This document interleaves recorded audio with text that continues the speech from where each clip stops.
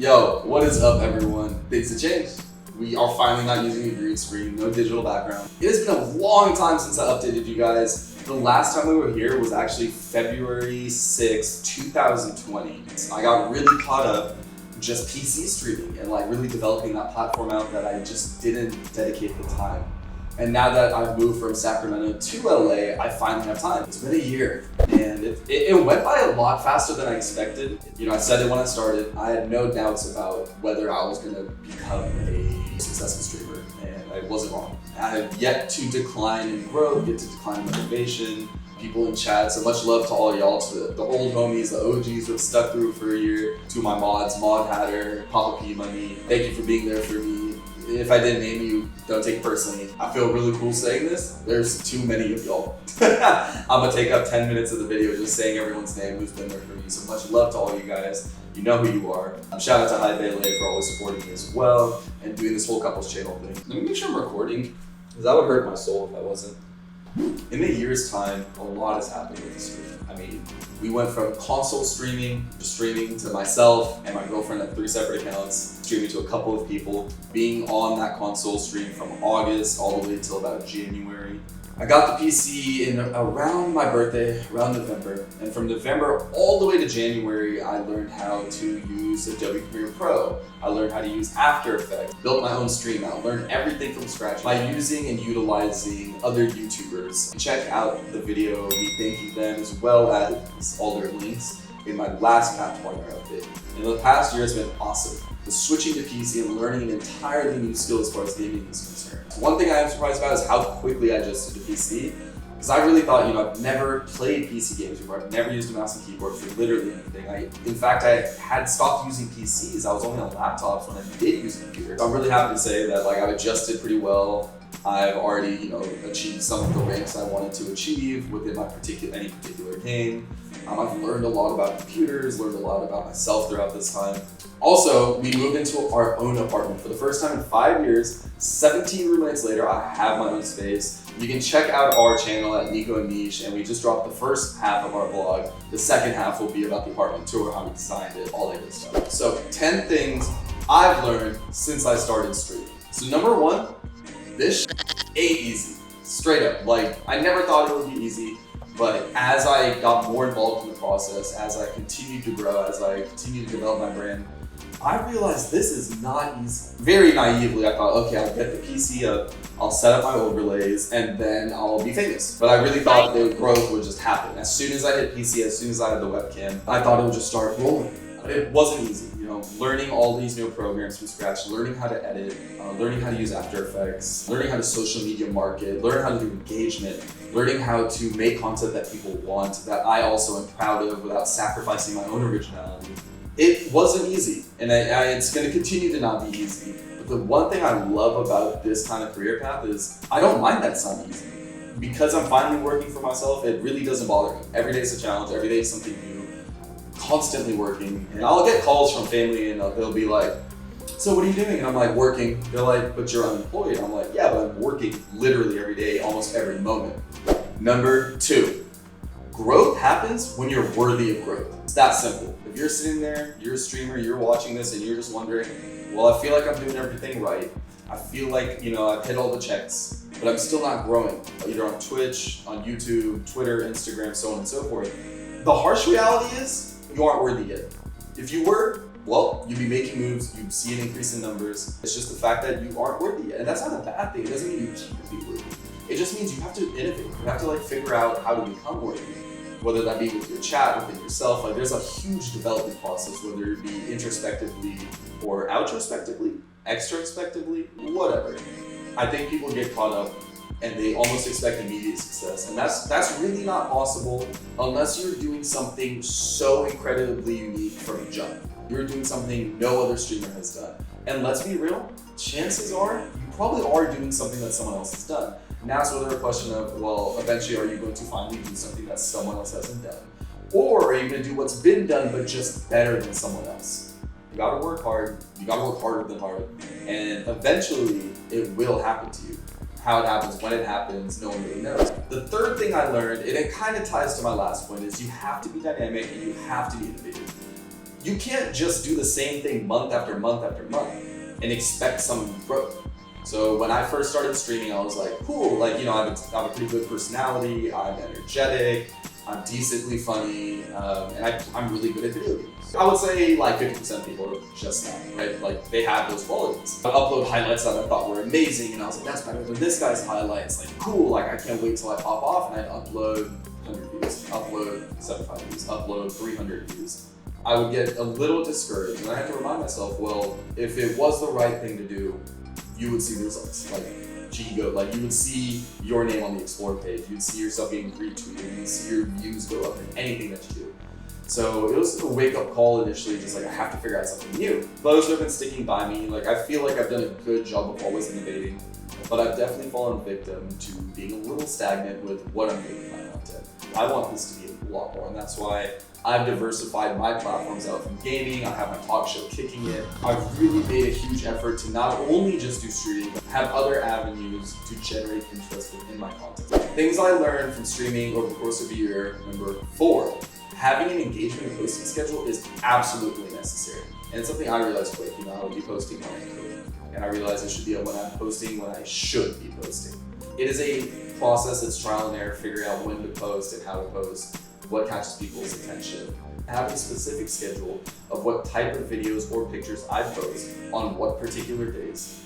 I also have an engagement schedule where I do have genuine interactions. You know, I don't fake anything. There are certain statistical thresholds I like to achieve in terms of how often I'm speaking to people online, how often I'm commenting, how often I'm posting on my story, how often I'm following people, unfollowing people, so on and so forth. It is a calculated effort. And that's something I had to learn, and it's only been implemented for about 2.5 months. And you know, I fall off that wagon. It's hard to maintain that schedule all the time. But that leads me into my next point. Things I've learned after a year of streaming. Number 5, consistency. Consistency. It's vitally important. In the world of the internet, in the world of instant gratification, you will get dropped from your feed like that. People will forget about you like that, instantly almost. They might, you know, think about you like, oh, I remember the cheeky goat, but if you aren't posting, you aren't engaging, you aren't doing that every single day, you will fall. And it's unfortunate, and it's not anyone's fault that you fall off other than your own. You know, it might seem like, oh, how could they forget about me? We had all these moments. But the reality is, just like with other relationships, if you're not maintaining those relationships, they will eventually fizzle away.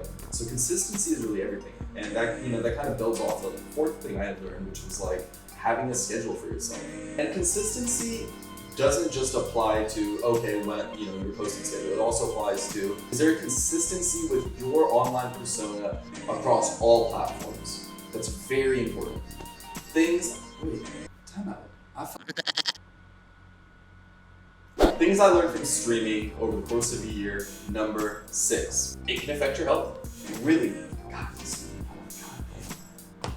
yeah, Jesus. So, you know, with quarantine hitting when it did and me deciding to really commit to full-time streaming, it did affect my health. My mental health didn't get affected too much. You know, I stayed pretty strong.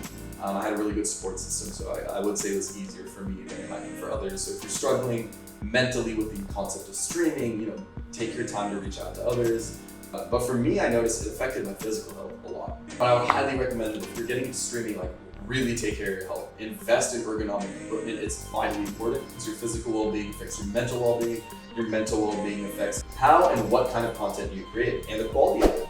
Things I learned from streaming over the course of a year. Number 7. This kind of ties into the post about not worrying about others and staying in your lane. Some people will have it easier than you as far as growth goes. So many things can play a role. And, you know, I'm sure you look around, I know there's a bunch of salty guy gamers, guy streamers who go, I wish I was a girl gamer. I could just wear a button down top and I'd be fine. And it's like, I mean, you might be partially right. I think getting initial interest, if you're attractive or that you're perceived as attractive, is there. You also aren't considering the pitfalls of that. Girl gamers face a lot of harassment online, whether it be within their streams, with the games they literally play. Like, there's a lot going on there. You shouldn't get caught up in that. You can't change who you are. You're in your lane. Just stay in your lane. I was constantly looking around at the streaming world, and there's nothing wrong with this, but I was noticing that, you know, the top streamers, the streamers that I interact with, the ones who were blowing up, were white dudes. Nothing wrong with being a white dude. This isn't one of those things, but this is more about myself. I realized I was like complaining. I was like, man, if I was white, I would be great. But I realized like shit, the world is not fair. It never will be. I can complain all I want, but nothing is gonna arise from that. Absolutely nothing. The one thing I can do is look at the situation differently. So I went from looking at like, damn, like as a brown man streaming in the entertainment industry, like I have to compete against all these white dudes, and that's really hard. And then I thought, wait a minute, as far as brown content creators go, we are far and few between. That kind of it's a disadvantage, but I consider it an advantage because I'm doing something no one's really done before. You know, I've looked, and there obviously are other brown and like Indian or Punjabi content creators as well as like streamers, but let's be real, they're not as numerous as you would hope them to be. But that doesn't mean I'm caught up in that mentality. So again, being dynamic and innovative within your own mindset is incredibly important. Knowing that you have to have growth. Once you start complaining about things that are out of your control, you'll fail. I'm sorry. Unless you just get lucky with something, you will fail because at that point, you're not accepting responsibility for your own actions, what you can do. You're always worried about what that dude's doing and what that girl's doing, what that person's doing. So you really need to like bring that all in and just focus on yourself. Do not get caught up with other people's success. You will see people within your circle, within your Instagram following list, within your Twitter feed, rising up above just almost instantaneously. It feels like you just see them post something and then they're like making moves on your Instagram feed that you keep staying at 100 likes or 50 likes or 10 likes, and then the guy you talk to all the time is popping off. Don't get caught up in it. It's good to observe what they're doing, but it's really important not to let it negatively affect you. And that is something I definitely felt like I work just as hard, we have similar content, but why is this person, why are they doing so much better? And then I started getting like kind of jealous. I was like, no, I deserve it, this guy's garbage. Like I would get really upset. And then I quickly realized, I was like, honestly, if I was doing the right thing, I would be in that position. What is this person doing that I can embody without sacrificing my originality? As soon as I dropped the mentality, my work ethic changed, how I approach streaming and content creating changed, and as a result, my numbers started going up. And that's really because I was observing my content, and if you go through my feed, you'll notice it's going from just bare bones highlights, and now I have what I like to call an engagement schedule and a posting schedule. This is part of that dynamicism and innovative quality that any successful streamer, content creator, any person needs is approaching it in a very calculated way. And once I took a more business approach to all this streaming, I started seeing fruits in my life. Things I've learned over the course of a year of streaming. Number 8, you gotta stay strong. A lot of people are gonna doubt you. You're gonna doubt yourself. People are gonna look at your career choice and really scoff at it. Especially, and it's so discouraging when you don't have the right mentality, when you work really hard, you're really proud of what you do. When you tell people about it, whether it be friends or family, and they don't think it's that impressive, you're gonna have to accept that not everyone's gonna support you like you think they would. That's the cold, harsh reality of this. But on the same token, again, it's flipping that mindset. It's how many people are going to support you. And I've had a tremendous amount of support from people I don't even know, which is mind-blowing. Being able to mentally handle all the scoffs, all the jeers, and just roll with it, because they're going to happen. Any point of growth, you're going to experience that. And if you let yourself get bogged down by that kind of negative energy, again, the world is unfair. It's going to be that way. If you make it, you can use your power, your influence to make changes. But until that point, you're gonna have to learn how to roll with it. It's just how it is, I was so proud of myself for like getting to the point where I am now. Having subscribers, getting a paycheck from Twitch every month now, which is awesome. It's amazing. And it's not life-changing amounts of money. It's not like I can make a living off of it. But I'm telling someone about this and they go, that's it? And even then, just had to stay strong and roll with it. All right. Things that I've learned from streaming over the course of a year. Number 9. Set your expectations as such. What are you doing this for? Why are you streaming? Why are you creating content? What are your expectations for yourself? Where do you see yourself at the end of the line here? I always ask when people approach me in my DMs and go, what do you recommend for a small streamer? This is the first thing I tell them.